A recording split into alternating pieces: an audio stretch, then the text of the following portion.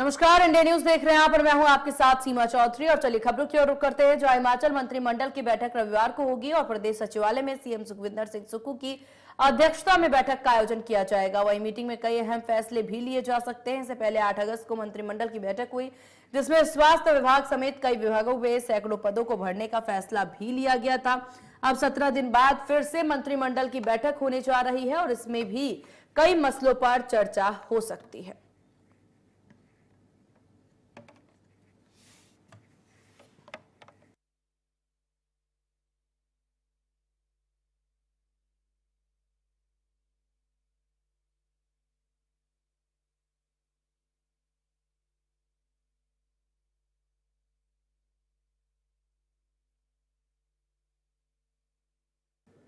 खबरों में बढ़ते आगे, जहां पूर्व सीएम और नेता प्रतिपक्ष जयराम ठाकुर ने स्कॉट व्हीकल के खटारा होने पर मरम्मत न करवाए जाने को लेकर के सुक्खू सरकार को जमकर के घेरा है।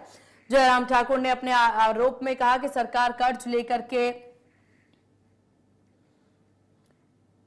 उन्होंने कहा कि सरकार कर्ज लेकर के सीपीएस और कैबिनेट रैंक वाले मंत्रियों को सुविधाएं देने में लगी हुई है, लेकिन मेरी स्कॉट व्हीकल को बदलने की सरकार हिम्मत न जुटा पा रही। जयराम ठाकुर ने कहा इस संदर्भ में प्रदेश सरकार को पत्र भी लिखा गया है, लेकिन इसके बावजूद सरकार की तरफ से इसको बदलने में कोई भी कार्रवाई नहीं की गई है। आगे कहा कि मुख्यमंत्री को खुद इस बात का एहसास होना चाहिए कि पूर्व सीएम और नेता प्रतिपक्ष के नाते उन्होंने किस तरह की स्कॉट व्हीकल दे रखी है। यह गाड़ी बार बार सड़कों पर चलते चलते हर कड़ी कहीं भी रुक जाती है, खड़ी हो जा रही है। हैरानी जताते हुए बताया कि स्कॉट व्हीकल को बदलना तो दूर, इसमें मेंटेनेंस के लिए भी पैसे नहीं दी जा रही है। प्रदेश सरकार इतना कर्ज ले रही है, बावजूद इसके प्रदेश में नियमों के तहत कोई काम नहीं हो रहा। मुख्यमंत्री जी, इस बात का आभास है आपको, हमको आपने विपक्ष के नेता के नाते एस्कॉर्ट दे रखी है। हमारी गाड़ी गाहे बगाहे खराब सड़क पे खड़ी हो जाती है, एक बार इन्हें अनेकों बार खड़ी हो गई और 3 लाख किलोमीटर से पार चले गई वो गाड़ी। हमने वो वर्कशॉप के लिए भेजी, एजेंसी के लिए भेजी और एजेंसी वालों ने हाथ जोड़ करके कहा कि हम इस गाड़ी की रिपेयर नहीं कर सकते क्योंकि सरकार पैसे ही नहीं दे रही है। अब बताएं, हम लोगों के साथ तो इस प्रकार की स्थिति है, लेकिन दूसरी तरफ आप सारी चीज़ों को किस प्रकार से कर रहे हैं।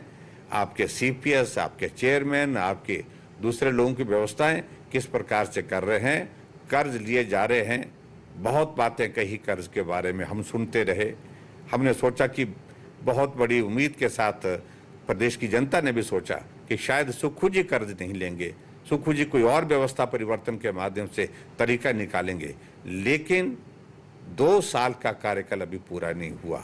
जितना 5 साल में हमने कर्ज लिया था, उससे ज्यादा कर्ज आप 1.25 साल के कार्यकाल में ले चुके हैं। आखिरकार पैसा कहां जा रहा है।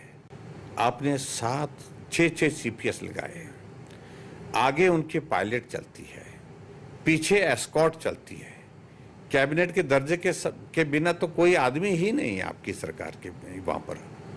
चेयरमैन बनाए हैं, कैबिनेट के दर्जे के साथ बनाए हैं और सीपीएस को टैक्सी दे करके उनकी सिक्योरिटी का इंतजाम इतना कर दिया, इतना पुख्ता इंतजाम कर दिया। Z+ सिक्योरिटी की व्यवस्था, Z+ सिक्योरिटी की व्यवस्था जिस प्रकार से होती है किसी एक व्यक्ति के लिए, उससे ज्यादा सिक्योरिटी आपने सीपीएस को दे रखी है, कुछ लोगों को, विधायकों को दे रखी है। क्या उस पर पैसा खर्च नहीं हुआ? तकनीकी शिक्षा और टाउन एंड कंट्री प्लानिंग मंत्री राजेश धर्मानी ने कहा कि कर्मचारी सरकार का अभिन्न अंग है। वर्तमान प्रदेश सरकार कर्मचारी हितैषी सरकार है। समय समय पर कर्मचारियों के हितों में अनेकों कल्याणकारी निर्णय ले रही है। सरकार ने मंत्रिमंडल की पहली ही बैठक में पुरानी पेंशन योजना को बहाल करने का निर्णय लिया। कर्मचारी सेवानिवृत्त के बाद सम्मानजनक जीवन व्यतीत कर सके। प्रदेश सरकार कर्मचारियों के साथ हर समय खड़ी है। कर्मचारियों के महंगाई भत्ते, एरियर की मांग को पूरा करने के लिए प्रतिबद्ध है। देखिए, पहले तो मैं एक चीज कहना चाहूंगा कि हिमाचल प्रदेश के समग्र विकास के लिए हम सबकी ये जिम्मेवारी है, हर हिमाचली की। जो भी जिस पोजीशन पे है, चाहे वो पॉलिटिशियंस हैं, अफसर हैं, कर्मचारी हैं, किसान हैं, बागवान हैं, मजदूर हैं, हर आदमी जो है अपने अपने स्तर पे अपनी अपनी जब सही भूमिका निभाएगा तभी हिमाचल प्रदेश जो है एक आदर्श राज्य के तौर पे एक आत्मनिर्भर हिमाचल बनेगा। और हम उन सब लोगों का धन्यवाद करते हैं कि जो पूरी निष्ठा और ईमानदारी के साथ अपनी ड्यूटी निभाते हैं। बाकी दूसरी तक जहां तक बात है, यहाँ जो हमारे कर्मचारी भाई बहन हैं ये सरकार का अभिन्न अंग हैं। सरकार सिर्फ चुने हुए प्रतिनिधि नहीं होते हैं, बल्कि चीफ सेक्रेटरी से लेकर जो प्रदेश सरकार के किसी भी विभाग में पीएम तक का जो पोस्टेड है वो सब लोग जो हैं सरकार का हिस्सा हैं। तो ऐसे में मैं कहना चाहूंगा कि हिमाचल प्रदेश में जो कांग्रेस की सरकार आदरणीय सुक्खू जी के नेतृत्व में बनी है, ये कांग्रेस की सरकार हमेशा ही वैसे कर्मचारियों की हितैषी रही है, लेकिन जो ये वर्तमान सरकार है इसने बहुत बड़ा एक क्रांतिकारी कदम जो है ओल्ड पेंशन स्कीम को बहाल करके हिमाचल प्रदेश के कर्मचारियों को एक बहुत बड़ी सौगात दी है। और इसके बाद भी हमने 1.5 साल के अल्पकाल में 7% डीए जो है अभी तक जारी किया है। जो 75 साल से ज्यादा उम्र के बुजुर्ग हैं उनका जो एरियर था उसको जो है क्लियर करने के लिए आदरणीय मुख्यमंत्री जी ने 15 अगस्त को उसका ऐलान कर दिया है। और दूसरा मैं कहना चाहूंगा कि जितनी लायबिलिटीज हैं इसमें 9,000 करोड़ की लायबिलिटी जब हमारी सरकार बनी उस समय हमें विरासत में मिली। 85,000 करोड़ का कर्जा हमें विरासत में मिला। ये हमारी सरकार, वर्तमान सरकार ने नहीं लिया, ये पहले का कर्जा हमारे ऊपर है। आज 1,16,180 रुपए प्रति व्यक्ति के ऊपर जो है ये कर्जा हमारे ऊपर चढ़ा है। तो ऐसे में जो है हमारी सरकार ने कुछ ऐसे कदम उठाए, क्योंकि पहले तो भारत सरकार से कोशिश करी, लेकिन जहां रेवेन्यू डेफिसिट ग्रांट 2021-22 में 10,000 करोड़ थी, वहां पे आज घट के वो टेपर्ड जो है उसको कर दिया है और वो लगातार घट रही है और अगले साल तक ये 3250 करोड़ तक पहुंच जाएगी। तो इसको भी हमने। वहीं कैबिनेट मंत्री विक्रमादित्य सिंह ने ब्यास नदी के किनारे कुनका तार पर सस्पेंशन वैली ब्रिज के आधारशिला रखी है। यहां बने झूला पुल में बैठ करके विक्रमादित्य सिंह ने ब्यास नदी के दूसरे किनारे खड़ी ट्रंग जोगिंदर नगर विधानसभा क्षेत्र की जनता के साथ मुलाकात की। आगे कहा कि पधर के राजपन में बादल फटने की घटना के बाद तबाह हुए परिवारों को पुनः बसाने के लिए भी सरकार पूरी तरह से प्रतिबद्ध।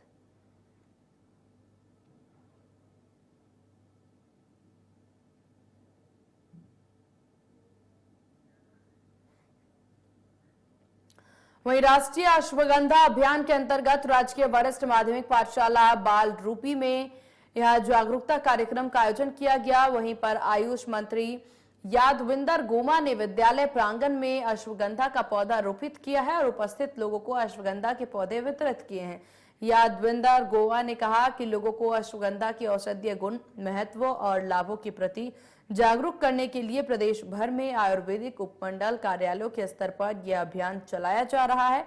उन्होंने कहा कि सीएम के नेतृत्व में सरकार प्रदेश के हर समाज, हर वर्ग पर ध्यान दे रही।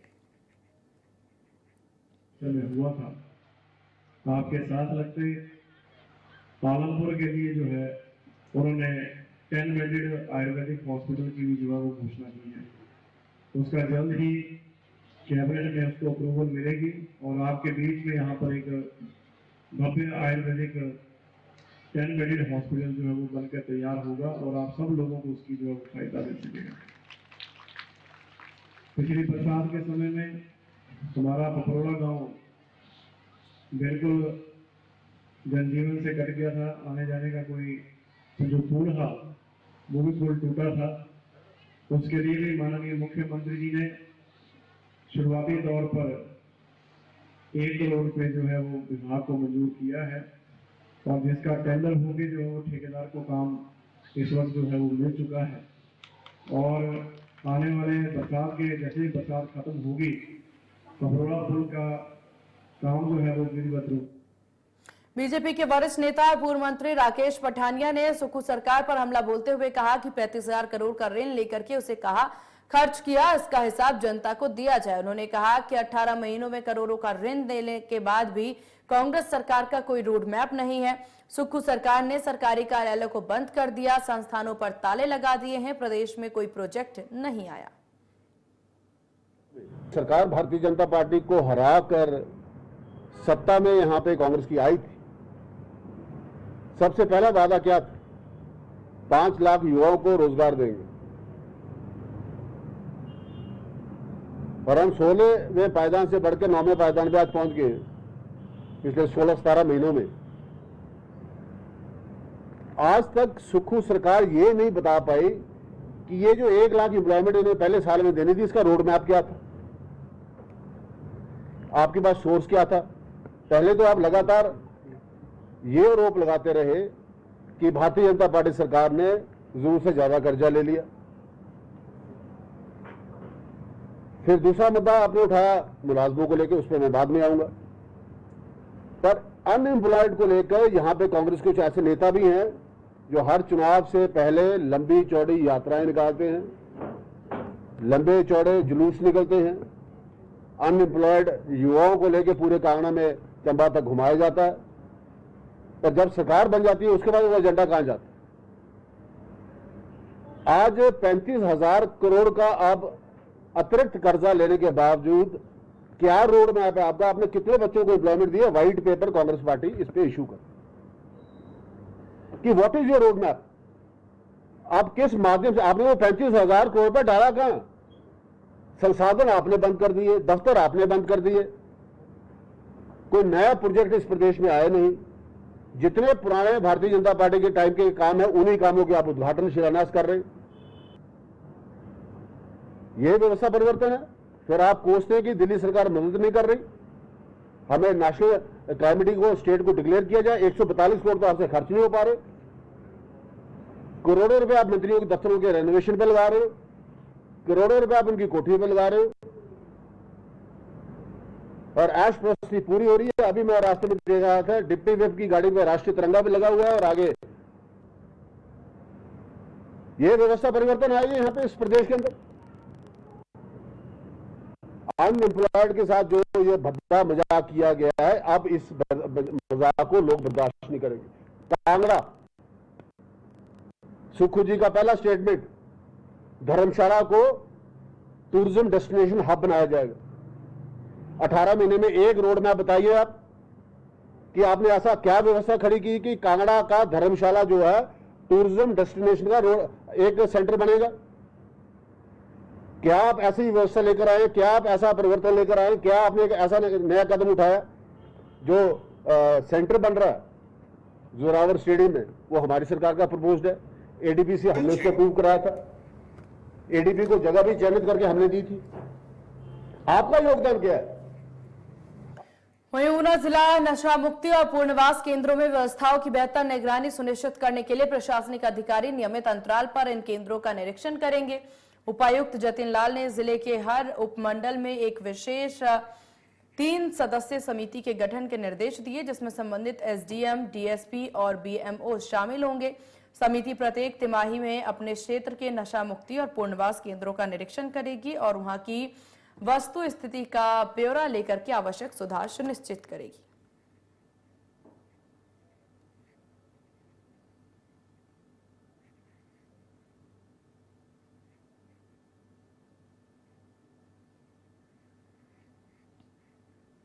खबरों में आगे बढ़ते हैं, जहां प्रदेश कांग्रेस पार्टी के उपाध्यक्ष और पूर्व विधायक सतपाल रायजादा ने कहा कि बीजेपी हिमाचल प्रदेश में माहौल दूषित करने की राजनीति ना करे। बीजेपी के पूर्व प्रदेश अध्यक्ष और सदर ऊना के विधायक सतपाल सत्ती पर तीखा जुबानी हमला बोलते हुए कहा कि जिस तरह से बीजेपी के विधायक जेजो खट्टा बाढ़ हादसे पर मृतकों के मामले में राजनीति कर रहे हैं, उनसे ऐसी उम्मीद नहीं थी। इस तरह की दूषित राजनीति शोभा नहीं देती। सबसे पहले मैं धन्यवाद करना चाहूंगा आप सभी पत्रकार बंधुओं का, जो एक बुलावे पे मेरे आप आए इस प्रेस वार्ता को सफल बनाने के लिए। मैं आपका धन्यवाद करना चाहता हूं। और ये प्रेस वार्ता जो एकदम से रखी गई, ये इस बात को देखते हुए रखी गई कि कल हमारे बड़े भाई और भाजपा प्रदेश के अध्यक्ष भी रहे हैं वो, और बड़े नेता है भाजपा के। सतपाल सत्ती जी कल उन्होंने अपने वक्तव्य में ये बोला कि प्रदेश सरकार ने जो ऊना में 11 डेथ्स हुई उसके ऊपर राजनीति शुरू की उन्होंने, कि सरकार या सरकार के नुमाइंदों ने या अधिकारीगणों ने सही तरीके से जो है उनके साथ व्यवहार नहीं किया या उनकी मदद नहीं की। और उन्होंने यहाँ तक भी बोला कि अगर वो नहीं करते हैं तो वो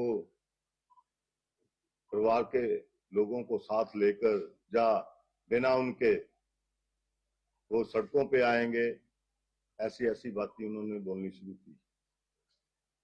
मैं उनसे पूछना चाहता हूं, जिन लोगों को बिठाकर, जिन कार्यकर्ताओं को बिठाकर वो जे बोल रहे थे, जब ये हादसा हुआ उन कार्यकर्ताओं में से जो बैठे हुए लोग थे वो कितने ऐसे लोग थे जो वहां पे जब हादसा हुआ वहां पे पहुंचे थे? कोई व्यक्ति था उनका, कोई उनका कार्यकर्ता था? चलो भाजपा के तो जो बड़े नेता है वहां पे मौके पे नहीं पहुंच सकते थे, या उनके पांव टूटा हुआ था वो वहां नहीं पहुंच सकते थे, उनकी समस्या भी हो सकती है।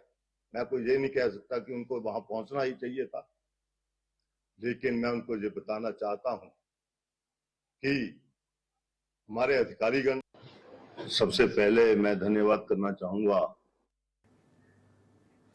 बीजेपी के सदस्यता अभियान के मद्देनजर जिला स्तरीय कार्यशाला का आयोजन किया गया, जिसमें आपको बता दें कि इस आयोजन में यहां बीजेपी के जिला अध्यक्ष स्वतंत्र सांख्यान ने कहा कि राष्ट्रीय स्तर यह पार्टी द्वारा नए सिरे से सदस्यता शुरू की जा रही है और यहां पर कार्यकर्ताओं की पुरानी सदस्यता इसी महीने समाप्त हो जाएगी। अभी तक देश भर में बीजेपी में लगभग 18 करोड़ सदस्य हैं। 1 सितंबर से नए सिरे से शुरू होने जा रही है सदस्यता अभियान 20 करोड़ सदस्य बनाने का लक्ष्य निर्धारित।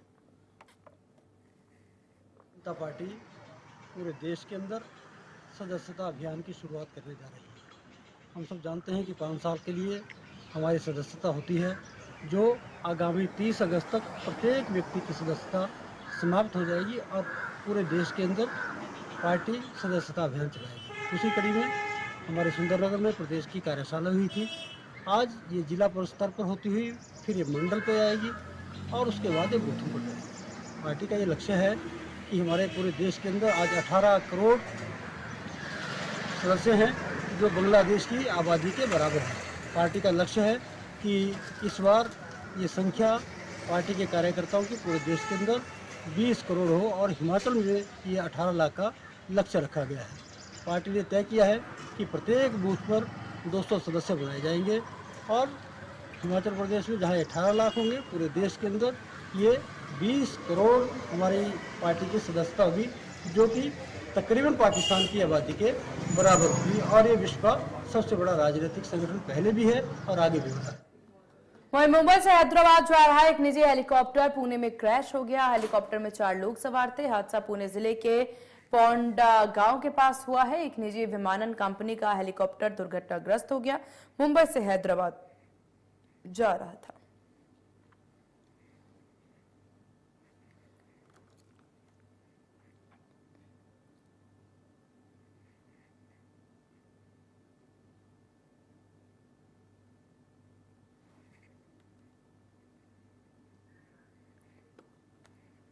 प्रदेश सरकार ने हिमाचल में मंकी पॉक्स को लेकर के अलर्ट कर दिया है। वहीं इस मामले बढ़ते देखकर सरकार ने एहतियात के तौर पर मेडिकल कॉलेज और जिला अस्पतालों में इंतजाम करने के निर्देश दिए हैं। बुधवार को इस बीमारी को लेकर के स्वास्थ्य अधिकारी की बैठक हुई। आपको बता दें कि मंकी पॉक्स एक वायरल बीमारी है। इसके लक्षण स्मॉल पॉक्स जैसे होते हैं। 1958 में हुए शोध में इस बीमारी को बंदरों में पाया गया था, इसलिए इसका नाम मंकी पॉक्स पड़ा है। को सरकार काफ़ी गंभीरता से ले रही है, तो उन्होंने इसके लिए जो मीटिंग करी है इसीलिए करी है। तो ये एक वायरल इन्फेक्शन होता है जो अभी आजकल फॉरेन उसमें कंट्रीज़ में फैला हुआ है। तो इसीलिए इसके लिए मीटिंग हुई कि फॉरेन कंट्री से लोग आ रहे हैं तो उनसे किस तरह से वायरल इन्फेक्शन हमारे को ना फैले और किस तरह से बचाया जाए, अगर बाई चांस हो भी जाता है तो हम उसको बचा सकें, इसीलिए मीटिंग हुई। तो उसके लिए हमारे को गाइडलाइंस भी जारी हुई हैं। तो एक तरह का ये वायरल इन्फेक्शन है। क्या फीवर हो गया और इसमें जब फीवर के साथ आपकी गिल्टी आने लग जाती है, लिम्फ नोड्स बढ़ने लग जाते हैं। बाकी जो वायरल के होते हैं जिसमें आपकी मसल पेन हो गया और हेडेक हुआ, ये सब बॉडी पेन हो गया, ये सब होगा। और जब फीवर कम होने लगता है तो इसमें रैशेज़ आ जाते हैं, आपकी बॉडी में रैशेज़ आने शुरू हो जाएंगे लाल कलर के रंग के। वो रैशेज़ आपके मुंह से शुरू होते हैं और पूरी बॉडी में नीचे नीचे को जाते हैं। तो किसी तरह का अगर इस तरह से हो तो रिपोर्ट हम जल्दी से टेस्ट करवा लें इसका और हमारे को आइडिया लग जाता है। तो सर नॉर्मल वायरल जैसे फैलता है उसी तरह से फैलता है, जैसे आप किसी के संपर्क में आए तो सलाइवा से भी फैल जाएगा, कोई छींकेगा, खांसी होगी उससे भी फैल जाएगा, टच से भी फैल जाता है, ये जानवर से भी फैल जाता है। फॉरेन में तो जानवर से ही आया है ह्यूमंस में, तो मेन तो हमें तो उनके साथ सेक्सुअल एक्टिविटी से भी ये कहा जा रहा है कि अगर आपका है तो उससे भी फैल रहा है। तो मेनली प्रिकॉशंस इसमें यही है कि आपने अपने आप को किसी को भी अगर जुकाम खांसी उससे बचा के रखें और किसी को भी फीवर वगैरह है तो मास्क वगैरह पहने। और अगर फिर भी अगर हो जाता है तो हमें तो गाइडलाइंस में यही है कि आइसोलेट कर दिया जाए पेशेंट को।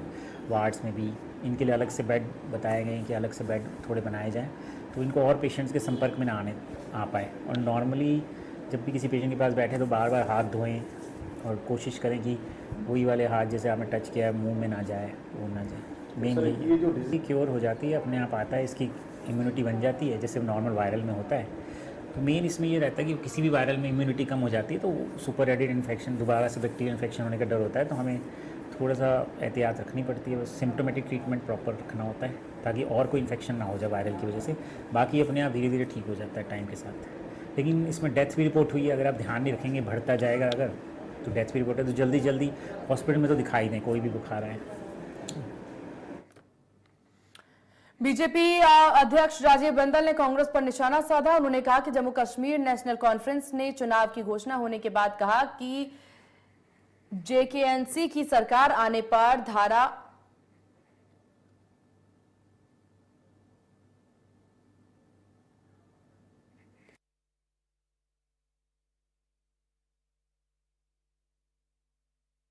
सत्तर को समाप्त कर दिया जाएगा, 35A को भी समाप्त कर दिया जाएगा। आगे क्या कुछ कहा सुनिए। भारतीय जनता पार्टी कांग्रेस पार्टी से और श्री राहुल गांधी जी से चंद सवालात पूछना चाहती है। जम्मू कश्मीर नेशनल कॉन्फ्रेंस ने चुनाव की दृष्टि से घोषणा की है कि जेकेएनसी की सरकार आने पर धारा 370 को समाप्त कर दिया जाएगा, 35A को समाप्त कर दिया जाएगा। और कांग्रेस पार्टी ने नेशनल कॉन्फ्रेंस से समझौता किया है तो वो इस बात को स्पष्ट करें कि धारा 370 और 35A को दोबारा से लागू करने के वो पक्ष में है क्या, और धारा 370